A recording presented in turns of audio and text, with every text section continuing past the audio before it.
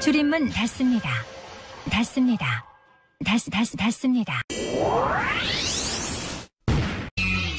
국회를 통과한 2018년 정부 예산 중에 짚어볼 만한 분야가 국방 분야의 경우에는 올해보다 7%가 늘어난 것이 이슈라고 볼 수가 있겠는데요. 이 부분에 대해서 자유한국당을 비롯한 보수 진영에서 입을 닫고 있어요. 이 노무현 대통령 때도 그랬고 지금 문재인 대통령도 이런 걸 보여주지만 이 국방 안보 부분에서 정말 투자를 많이 하거든요.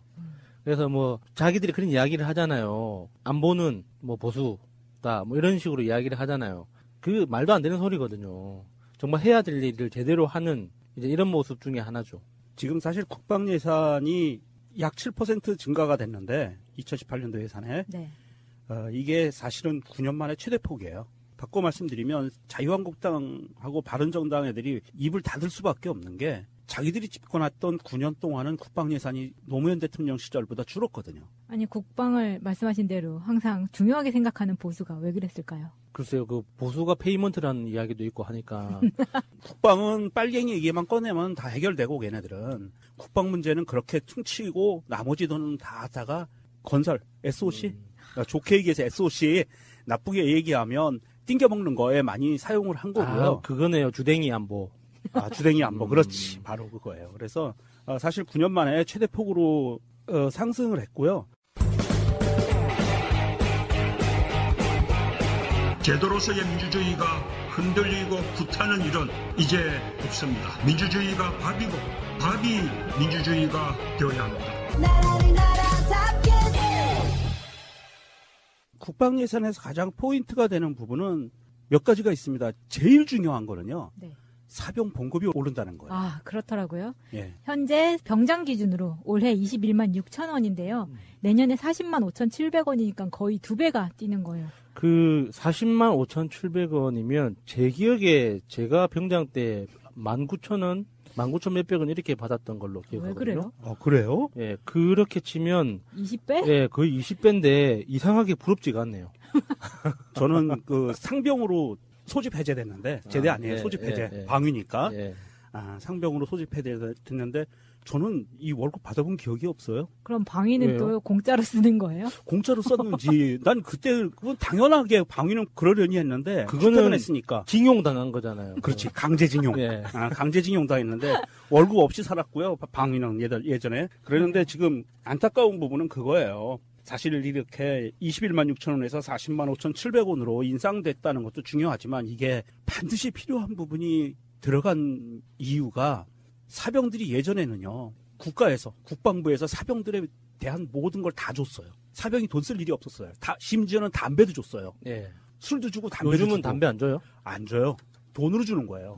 그리고 군부대 내에 우리 세탁 빨래방. 그러니까 예, 예. 저 그 얘기 듣고 진짜 황당했는데 코인 넣고 어떤 하는 게요? 거. 빨래방에 돈을 내고 쓴다는 거예요. 맞아요. 왜요? 군인들이 동전을 넣고 빨래방 세탁기를 사용을 해요. 와, 나 씨발 욕날라고 한다. 미친 그래서 새끼들. 얘기하는 거예요. 왜냐하면 왜? 사병들이 지금 이명박 박근혜 시절을 거치면서 군대가 어떻게 변했냐면 군대 내에 사병들을 예전처럼 예. 국가가 강제로 데리고 왔으니까 니들 그래도 먹고 자고 입고 예, 쓰고 예, 싸고 예. 모든 거를 국가가 책임져 줄 게가 아니라 그래 그러면 월급을 조금 올려주는 대신에 생색내기 예. 그때 당시에 10만 원 돈 이렇게 올리면서 개인 물품을 개인이 사게 만들어 버린 거예요.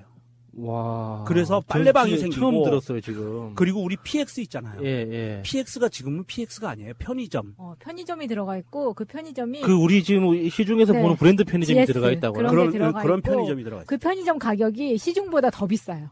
네. 그래서 우리 조카애가 와, 그 국방부 다 죽여버려야지. 미친 새끼들 그게. 미쳤어요. 그래서 우리 지난번에 야수님 먹어봤나? 내 조카가 사왔다고 과자 가져온 적 있었죠. 네. 그 과자가 굉장히 인기가 좋은 과자래요. 그래서 그 PX에서 편의점에서 사왔는데 네. 내가 여기서 인터넷 검색을 해서 사니까 더 싸요. 와, 나 진짜 이게 지금 병 봉급 올린 게 이게 문제가 아니네요. 그러니까 이게 어쩔 수 없이 시스템을 그렇게 만들어 놔버리기 때문에 병의 월급을 대폭 인상하지 않으면 이 병들이 부모님한테 용돈을 받아서 사는 그런 케이스가 벌어진 거예요. 그랬기 때문에 이번 정부에 들어서 대폭 그렇게 2배 가까이 88%나 되는 병 월급을 올려줄 수밖에 없는 이유가 어쩔 수 없어요. 먹고 살기가 빠듯하니까. 저 굉장히 지금 지금 멘붕이라고 해야 되나?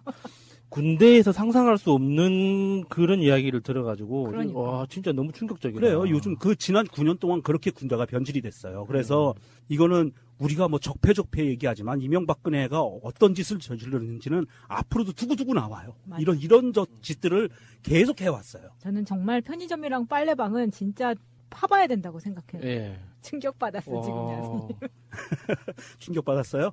이 정도 갖고 충격받고 그래요. 아니 그 세탁기를 돈 주고 쓰게 한다는 것 자체가 코인 세탁기. 그거를 승인한 그 당시 부대에 있던 그 참모총장 같은 새끼들 잡아서 총살시켜야 돼요.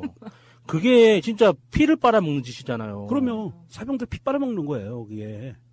와. 거지 똥구멍에 콩나물 뽑아먹던 딱 그거예요. 그렇게 됐기 때문에 사병봉급이 오른 거는 이거는 필수 불가결한 사항이었고요. 그나마 시스템이 그렇게 갖춰져 있기 때문에 이 시스템을 만약에 폐지한다든지 하기 전에는 당연히 이렇게 올라야 되는 거고, 사실은 그렇게 시스템이 폐지 안 되더라도 이 혈기왕성한 젊은 애들을 데려다가 강제로 2년 가까이 이렇게 군대 생활을 시키면 어느 정도 보상을 해줘야 돼요. 돈으로 의무도 의무지만 국방의 의무도 있지만. 저는 처음에 이 말씀을 듣기 전에는 그러니까 그 병 봉급을 최저임금 수준으로 꾸준히 올려서 그건 맞아요. 예. 그 최저임금 수준이 될 때쯤에 이제 모병대로 전환하는 그런 로드맵을 가지고 그 진행하면은 좋겠다라는 말씀을 드리려고 했거든요. 근데 사실 모병대 하기 전에 그 이런 지금의 군대를 만들어 놨던 그 이전의 그 별들을 다 잡아서 진짜 제대로 한번 족쳐야겠네요. 그렇죠. 그래서 지금 그 뭐 우리가 적폐 청산이 안 된 곳 몇 군데 얘기하면서 뒤로 밀렸던 게 국방부였어요. 사실 국방부 아직 손도 못 댔죠. 이 이명박이 포토라인이 쓰고 나면 아마 이게 살살 나오기 시작할 겁니다. 이게 국방비리 이쪽으로 굉장히 좀 많이 터져 나올 거고요.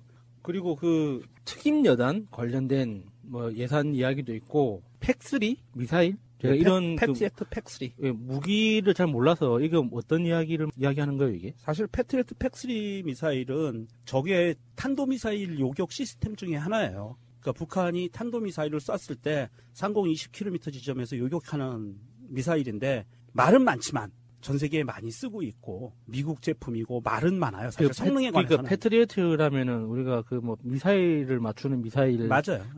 그 중에 버전 3예요. 팩3가. 버전 3. 1, 2, 3 이렇게 갔는데 결국에는 이거 이제 미국에서 구입하는 그 비용을 말하는 거네요. 그렇죠. 이거는 사실은 패트리어트 팩3가 필요한 부분은 북한의 핵미사일, 탄도미사일도 탄도미사일이지만 사실 우리가 북한의 탄도미사일을 방어한다는 시스템이 참 웃기긴 하잖아요. 우리가 평상시에 얘기했듯이. 너무 가깝잖아요. 네.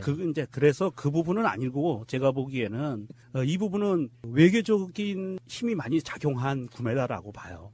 그래서 미국을 달래기 하기 위한. 그러니까 미국을 달래서 트럼프를 달래고 미국의 군수산업을 달래주지 않으면 사실은 대한민국이 중국과 북한과 대화하기가 굉장히 어려운 시스템으로 돼 있었잖아요. 그래서 트럼프 달래기용으로 팩3를 구매하는 거로 저는 그렇게 이해를 하고 있고요. 어찌됐든 있으면 좋아요. 그러면 지난 1일 창설된 특임여단이라는 그 특임여단 만든다는 이 내용 자체를 저렇게 공개적으로 해도 되나 하는 걱정을 했었잖아요. 뭐 공개하면 어때요? 뭐. 이게 뭐 참수작전 등을 위한 이거는 이런 거일수록 지금 말 그대로 극비로 이렇게 진행해야 되는 거 아니에요? 사실 이게 특임여단은 특수부대잖아요. 예. 특수부대는 장점이 있습니다. 큰 장점. 특수부대의 가장 큰 장점은요. 대한민국 군대의 정원에 포함이 안 돼요. 대한민국 군은 60만 명 정도로 묶여 있어요. 예. 더 이상 못 늘려요. 예. 그건 미국하고 약속한 부분이라 또 군대 머릿수를 늘리면 미국의 제재를 받아요. 그러면 이거는 사병 중에서 뽑는 게 아니라 일반인 중에서 뽑는 거예요? 이게 사병이건 장교건 상관없이 특수부대는 그 60만 명, 63만 명 정도 되는데 우리나라 군대가 그 인원 제한에 걸리지를 않아요. 특수부대는. 공수부대, 특전사 이런 거 안 걸려요. 근데 몇 명 안 될 것 같은데. 특임부대 몇 명 안 되지만 어쨌든 거기에 걸리지 않는 특수부대라는 게 중요하고요. 그러니까 저는 이 특임여단 예산에 무인기 3억 원, 자폭용 무인기 500만 원, 기관 단총 1,600만 원. 그건 이제 착수비. 그러니까 이런 예산까지 이렇게 디테일하게 언론에 보도하는 게 맞는 건가 싶은 생각이 드는 거죠. 그러게. 우리가 뭘 사고 어떤 총을 사고 이런 거를 지금 다 오픈하는 거잖아요. 뭐 상관없어요. 그런 부분은. 지금 나와 있는 부분은 사실은 그 부분은 비밀이랄 거 없는 거예요. 자폭용 무인기 만든다. 그게 어떤 건지 스펙을 모르기 때문에 상관없죠. 적성국에 안 넘어가는 부분이고. 드론 이야기인 것 같은데, 그렇죠? 그렇죠. 기존의 드론은 정찰 드론, 공격용 드론 이렇게 있는데 여기에 이제 자폭용 드론을 만든다는 의미인데 뭐 큰 의미 없습니다. 가서 부딪혀도 터지는 거니까. 그러니까 미사일에다가 날개 달고 인공지능 달아서 날아간다고 생각하면 되는 거예요. 별거 아닙니다. 그래서 이 국방 예산이 7%를 늘었다고 하고 국방 예산 늘은 거가 사실은 정부 예산 늘은 것이 있기 때문에 차지하는 비율은 큰 차이가 없지만 9년 만에 최대치로 증가가 됐다. 그래서 사실은 보수 정당에서는 이 태클을 걸 이유가 없어요. 자기들이 못하는 거를 했기 때문에 너무 잘하고 있기 때문에 태클 걸 이유가 없고 우리가 이제 중요하게 봐야 되는 부분은 부자 증세. 그렇죠. 네. 이게 포인트가 되는 것 같습니다. 이게 부자 증세를 이제 시작하는 단계다라고 그렇죠. 봐야 되는 거죠.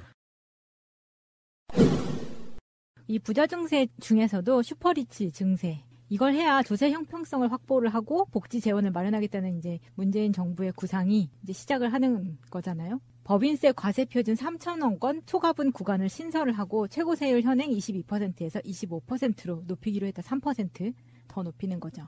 좀 아쉬운 부분은 이 야당들이 워낙 극렬하게 저항을 해서 이게 과세 표준 구간을 2,000억에서 3,000억으로 인상한 부분, 이 부분이 조금 아프기는 해요. 그리고 이 그 법인세에 대해서 우리가 대부분의 사람들이 월급을 받으시거나 자영업을 하시는 분들이 우리나라 사람들의 대부분이잖아요. 법인세를 납부할 정도의 기업을 운영하는 사람은 사실상 그렇게 많지 않습니다. 그래서 우리는 법인세가 도대체 어떤 의미가 있는지, 법인세가 나하고 무슨 상관이 있는지에 대해서 잘 체감을 못해요. 그래서 그 야당에서 지금 전 세계적인 흐름이 법인세율을 낮추고 있는데 왜 우리나라만 올리냐, 왜 세계적인 흐름을 거부하느냐, 이런 식으로 하면 정말 그런가 하고 이제 오해할 수 있단 말이죠. 근데 이거에 대해서 정확하게 아셔야 되는 게, 원래 우리나라는 지금 이명박 때 법인세율 최고 세율을 21%로 낮췄었거든요. 그 이전에는 27%, 25% 이렇게 됐었단 말이죠. 그러면 그 당시에도 미국은 법인세 최고 구간이 최고 세율이 45%, 35% 이렇게 됐었어요. 그래서 이번에 트럼프가 법인세율을 낮추려고 추진하는 게 먹히고 있는 게, 그 이전에 법인세가 워낙 높았기 때문에 지금 트럼프의 주장이 먹히고 있는 거예요. 그래서 이번에 이제 어렵게 통과가 돼가지고 법인세율을 인하하게 된 거고, 일본 같은 경우는 법인세율을 조건부로 낮춰주는 거예요. 그 조건이 뭐냐면 근로자들의 임금을 인상해준 회사에 대해서 법인세율을 낮춰주는 거예요. 괜찮다. 그러니까 무조건 법인세율을 낮춰주는 게 아니란 말이죠. 이게 우리나라가 원래 이제 전 세계 평균적으로 봤을 때는 법인세율이 낮은 나라에 속해요. 그럼에도 불구하고 무슨 그 R&D에 그 투자를 하면은 그 법인세 감면해주고, 또 무슨 그 세금 문제, 그러니까 조세특례제한법 관련한 그 특별 조항을 더 디테일하게 만들어가지고 뭐 어떤 정부 사업에 참여하면은 감면해주고 하는 그런 식으로 해서 실질적으로 적용되는 세율이 실효세율이라고 하죠. 그게 굉장히 낮은 나라거든요. 그래서 요번에 명목세율을 높였다고 표현하는 거예요. 숫자상 법에 딱 규정되어 있는 최고 세율이 21%에서 25%로 올려놨는데 이제부터 진짜 일을 시작해야 되는 거죠. 국회는. 그게 뭐냐면 이 명목세율을 피해 나갈 수 있는 조세특례제한법상의 이제 예외 사항들이 굉장히 많거든요. 그러니까 조세특례제한법이라는 그 법 자체가 세법에서 규정한 것들 중에 이거는 예외로 한다라는 거를 쭉 정리해 놓은 법이에요. 그래서 그 법에 그 지역구 의원들이 목숨 걸고 덤비는 거예요. 그 한 줄을 바꾸기 위해서. 그 한 줄을 바꾸면 내 지역구 안에 예를 들어서 울산이나 경북에 이제 화학 그 단지들이 많잖아요. 그러면 그 조세특례제한법 한 줄, 안 그러면 0.1% 숫자만 바꿔줘도 거기에 영업이익이 확 바뀌는 거예요. 그래서 국회의원들이 정말 목숨 걸고 그 조세특례제한법을 손을 보려고 애를 쓰는데, 요번에 여당에서는 명목세율을 높였으면 실효세율이 높아질 수 있도록 그동안의 특혜성, 그 자금이 지원됐던 것들이 적용되지 않도록 노력을 많이 해야죠, 이제부터. 사실 청와대 고민정 대변인도 11시 50분입니다에 나와서 그런 이야기를 했어요. 어떤 얘기를 했냐면 실효세율에 대해서 13년도 기준으로 한국의 법인세 실효세율은 17.1%, 그리고 미국은 23.3%, 영국이 21.1% 이렇게 이야기를 했는데요. 그러면서 한국이 선진국에 비하면 실효세율이 굉장히 낮다. 네.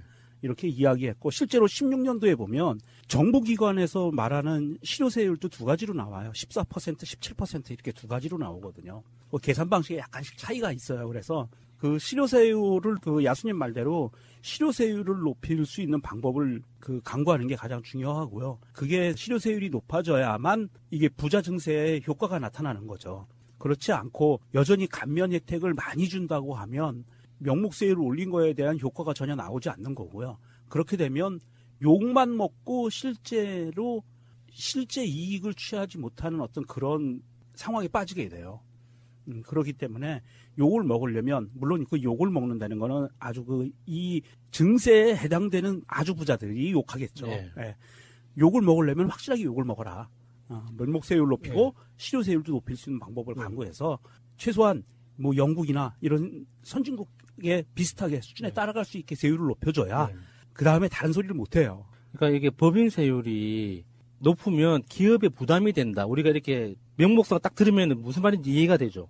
세율이 높으니까 당연히 부담되는데 그게 일종의 언어적 착각이에요. 사실 법인세, 우리가 소득세를 내는 것도 그렇고 내가 버는 돈에 대해서 세금을 매기는 게 아니라 벌고 써서 남은 돈에 대해서 세금을 매기는 거거든요. 그러니까 법인세라는 게 그런 개념인 거죠. 그 삼성전자의 한 해 매출이 50조 원이라고 쳐요. 그러면은 50조 원에 25% 세금을 매기는 게 아니에요. 50조 원의 매출을 만드는 과정에서 인건비 들어가고 공장 가동비 들어가고 영업비 들어가고 마케팅비 들어가고 해서 영업이익이 17조 원이라고 쳐. 그러면 17조 원의 영업이익 중에서도 거기에 또 뭐 사내 보유금 빼고 뭐 배당금 빼고 이렇게 다 빼면은 또 1조 원 정도 남는단 말이죠. 그러면 그걸 1조 원을 단기 순이익이라고 하는 거죠. 그러면은 그게 그 1조 원 중에 25%를 법인세로 내라고 하는 거예요. 그러니까 전체적인 삼성전자 같이 큰 회사에다가 25% 세금을 때려버리면 너무 과도하지 않나? 라고 이렇게 언어적으로는 착각할 수 있는 게 그런 걸 보수 진영에서 많이 써먹는 수법인 거예요.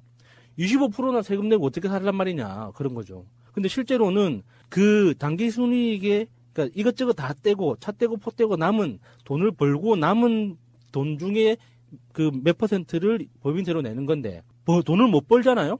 안 내요. 아, 그렇죠. 예, 돈을 못 벌었는데도 불구하고 무조건 뭐 돈을 일정 부분 떼간다 이런 식으로 그 상상을 하도록 언론이 프레임을 짜준단 말이죠. 거기에 속으면 안 된다는 거예요. 그러니까 법인세는 일종의 그 법인이 갖고 있는 소득세 개념이에요. 그러니까 대한민국에서 소득세라는 그 법에 보면 소득세법에 이제 나와 있는 거 보면 개인이 갖고 있는 개인이 내는 소득세가 있고요.